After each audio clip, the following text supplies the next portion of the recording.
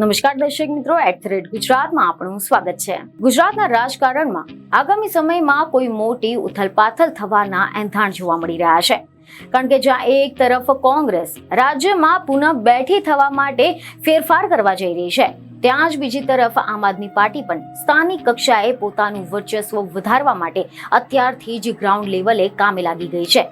પરંતુ આ બધાની સામે તોડજોડની નીતિને લઈને મહત્વના સમાચાર સામે આવ્યા છે। એવી અટકળો વહેતી થઈ છે કે ભાજપે ફરી એકવાર કોંગ્રેસ અને આમ આદમી પાર્ટીને તોડી પાડવા માટે ઓપરેશન લોટસ શરૂ કર્યું છે, અને આ ઓપરેશન લોટસના અંતર્ગત આમ આદમી પાર્ટીના 3 જ્યારે કોંગ્રેસના 1 કે 2 ધારાસભ્યોને ટાર્ગેટ કરવામાં આવી રહ્યા છે। આને અગાઉ ભાજપના પ્રદેશ પ્રમુખ CR પાટીલે 156 બેઠકો પક્ષને 2022માં મળી તે સમયે જ થોડા માર્જિનથી જ 10-12 બેઠકો ગુમાવી તેનો અફસોસ દર્શાવ્યો હતો, અને ત્યારબાદમાં કોંગ્રેસના 5 ધારાસભ્યોને પક્ષાંતરણ કરાવીને ભાજપમાં લાવ્યા અને તેની સંખ્યા 161 થઈ ગઈ। આ ઉપરાંત વિસાવદરમાંથી આમ આદમી પાર્ટીના સિટિંગ ધારાસભ્યને પણ ખેડવ્યા।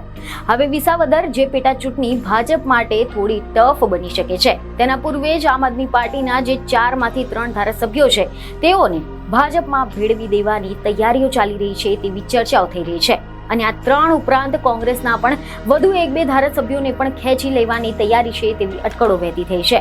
મીડિયા અહેવાલોમાંથી એવી માહિતી મળી રહી છે કે એવું કહેવાઈ રહ્યું છે કે આમ આદમી પાર્ટીના આ ધારાસભ્યોનું પક્ષાંતરણ એ વિસાવદર ચૂંટણી સમયે જ કરાવીને પક્ષનું મોરલ તોડવા માટે ભાજપ પ્રયાસ કરી રહ્યું છે।